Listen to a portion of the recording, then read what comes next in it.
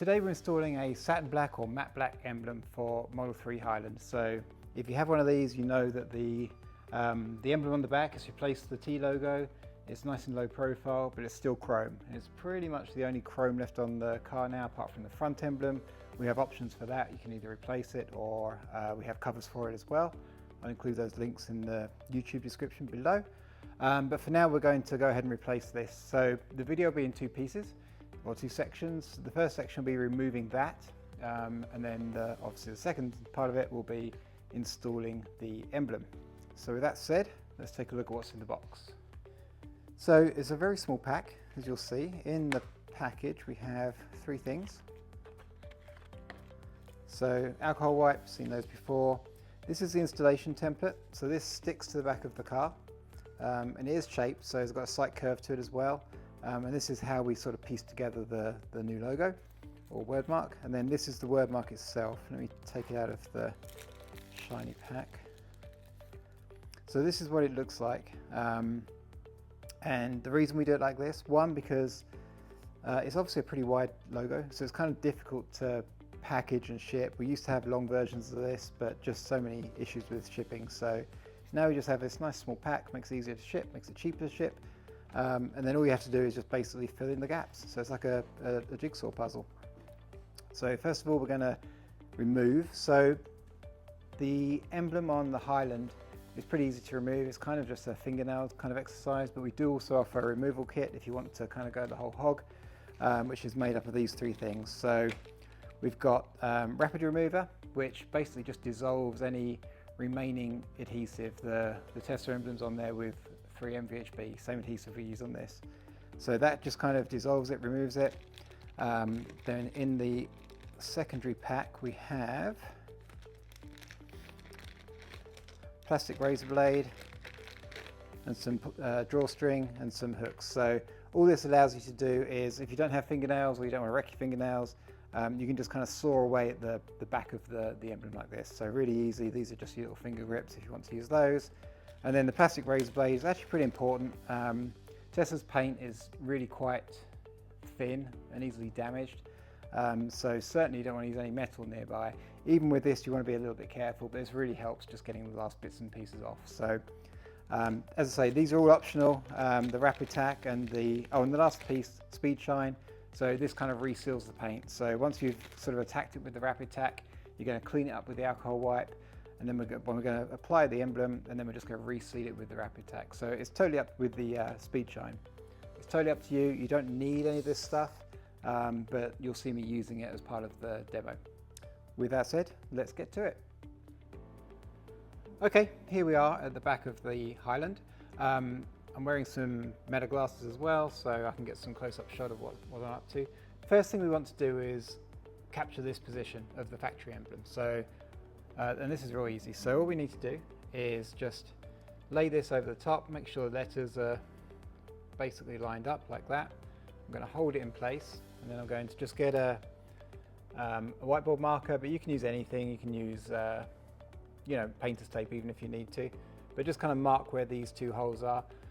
If for some reason you lose this reference point, they're here as well. So they're aligned to the license plate holes. And I guess real quick, let me get that measurement for you as well, so we have all the information.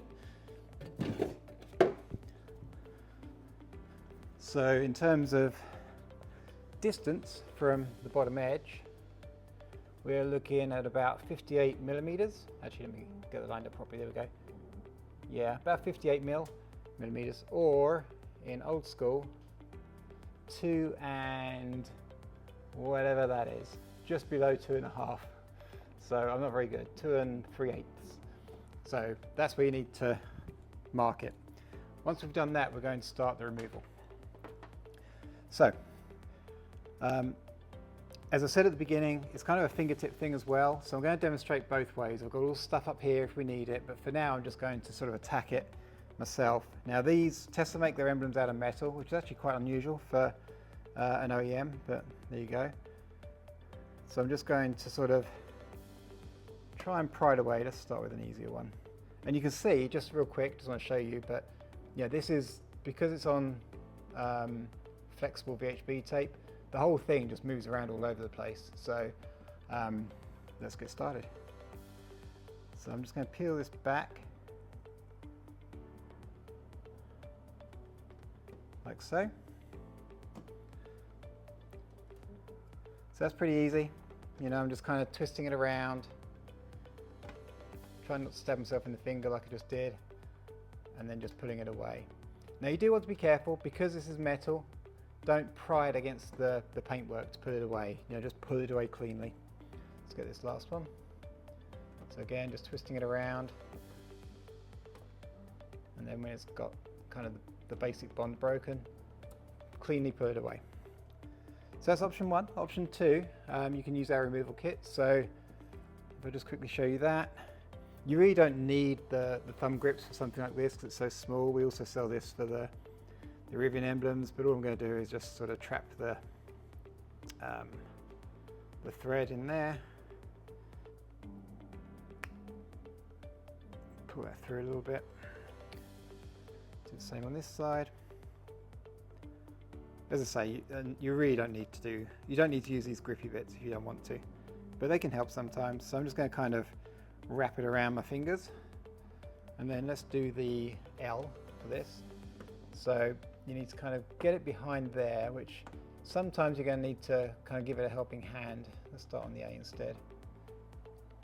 So like so, and then you just saw it away. And you can see that, you know, the thread is intentionally quite rough, so that it does saw at the adhesive a little bit. But you do need to just sort of pry the letter away just a little bit, just so you can get the thread underneath there. Honestly though, the most useful piece of the kit is sort of the rapid remover to get this adhesive off, and then the speed shine to just basically seal everything back up afterwards. But nevertheless, let's keep going with it.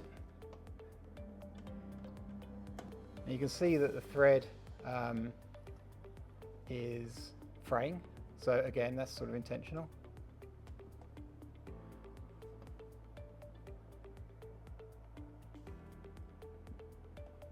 Keep on going. It's basically off.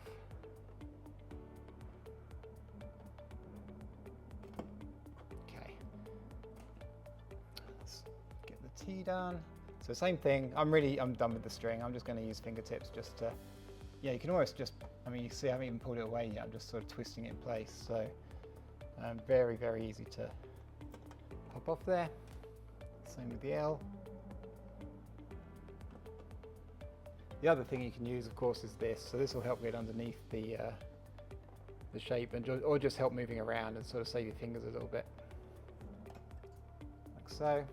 And then this last one. Give it a little nudge from the bottom, and then just pull that away. So as you can see, there's lots of different ways. I haven't preserved this emblem. It's very thin. It's basically tin. So yeah, but it'll bend straight back if you need it to. One of the questions, so next I'm going to just spray some of this rapid remover over here. Now you need to let this soak in for a minute. So while we do that, I'm going to grab some shop rags and talk about a couple of things. Keep you entertained. So one of the questions we get asked a lot is for lease returns, especially with Teslas. They do not care. If you've replaced an emblem with a matte black one, they absolutely do not care. So no issues there. In terms of the finish of our emblems, we've been selling these for a decade now. We've got tens of thousands of them still on Teslas right now, and you know they're OEM spec. The satin black is its native or natural color, so it's not painted or anything else like that. Our other performance emblems, which you also sell, they're sort of a deeper profile, lots of different color combinations. They're triple coated. We just don't have issues with those, so really, really high quality. So now it's been allowed to soak in for a minute.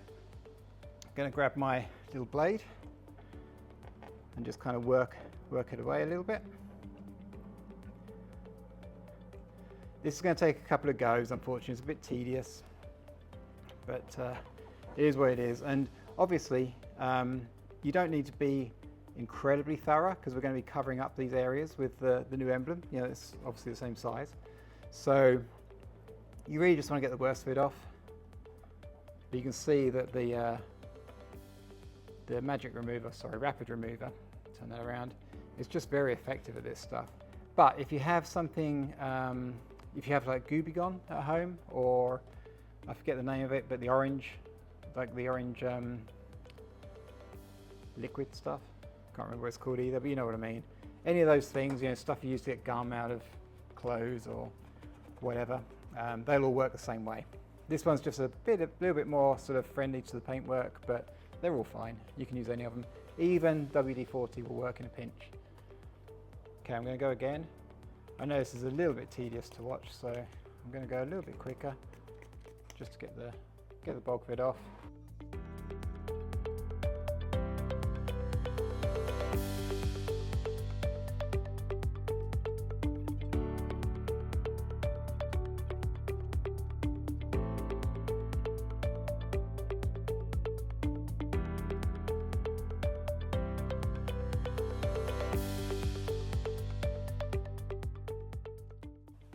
Okay, back with us. So you can see that's pretty clean now.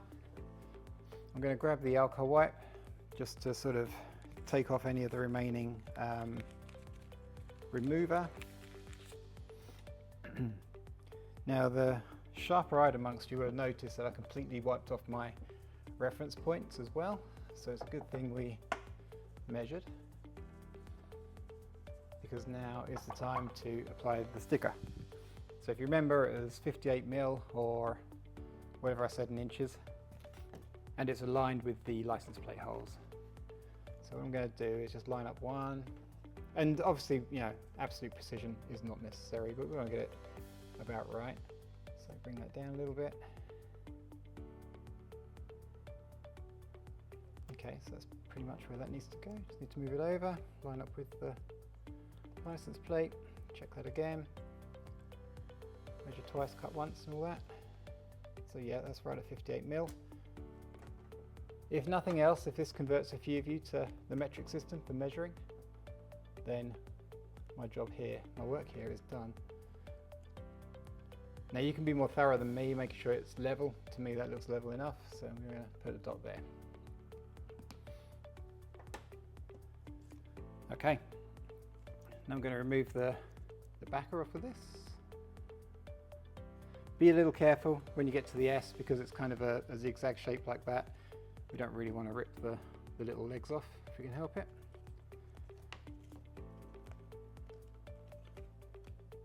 See, like that.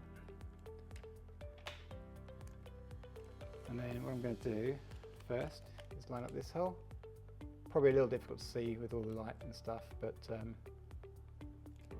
it's lined up, so I just want to now make sure this is good. And then we want to just sort of allow it to lay as flat as it will. As I say, this has a slight curve, so it does replicate where the logo was, but don't expect it to lay flat like a piece of vinyl. It's just a sticker to help you guide it. Okay, next up we're going to make our jigsaw. Okay, so as I showed you earlier, this is what it looks like on the back. We've got these little pull tabs and everything, so really easy to handle.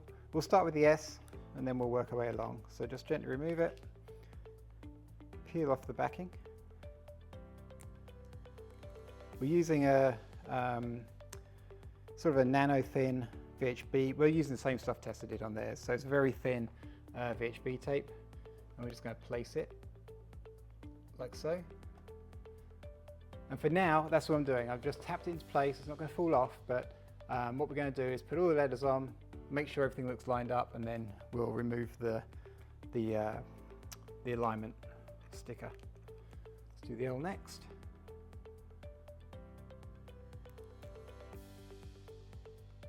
The little removal tabs really help with this whole process. Makes it much less frustrating. Okay. Moving on to, I guess, the A.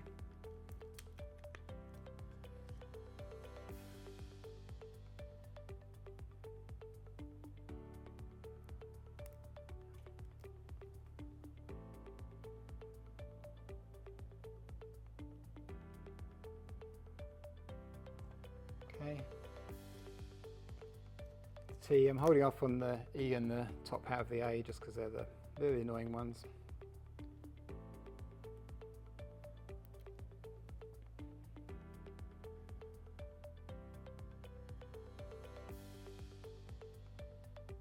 Of course the cutouts are a little bit bigger than the actual shapes, otherwise it would just drive you mental having to align every single one of them. Okay, this one's going on top of the A, so the top piece of the A and the segments of the E are the same. So for the A in particular, I'm looking to line it up with its body underneath. So again, just going to tap that into place for now. You saw earlier how stuff moves around really easy, so now I'm just going to position the 3 bits of the E. And this is the trickiest piece, so that's partly why I'm doing it last, just because they each need to reference each other pretty well. And you'll see on this bit maybe a little bit of adhesive hanging over there, so I'm just going to pick that off, and then we're going to apply that.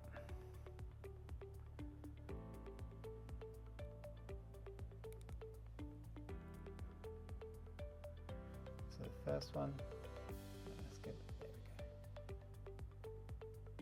So the first one's easy because that's going to be a baseline for everything. Second one,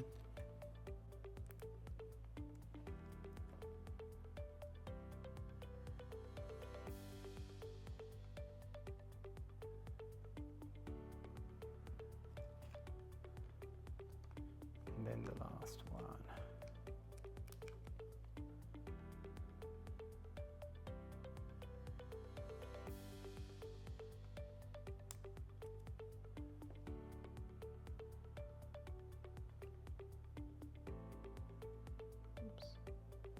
Okay, so everything is on quite loosely. What I'm going to do now is carefully remove the sticker.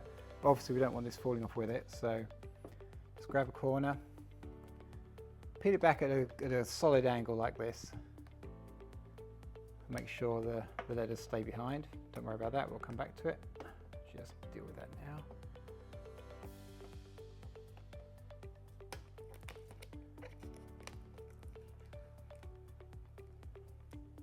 Okay.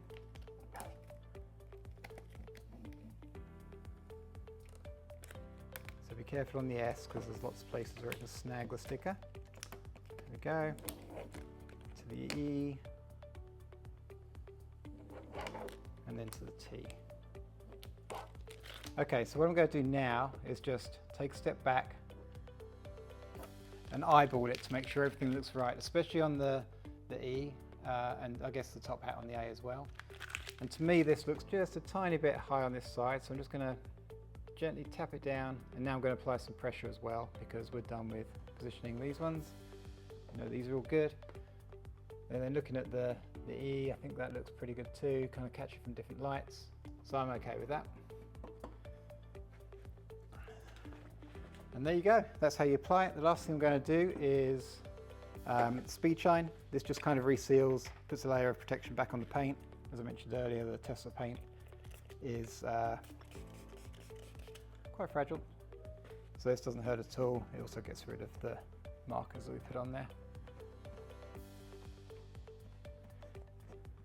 Now in terms of what you can do now, try not to drive your car in any sort of weather extremes for 24 hours. We want the VHB tape, which is pressure activated, right? So we've applied the pressure, now we just need to wait for it to fully cure.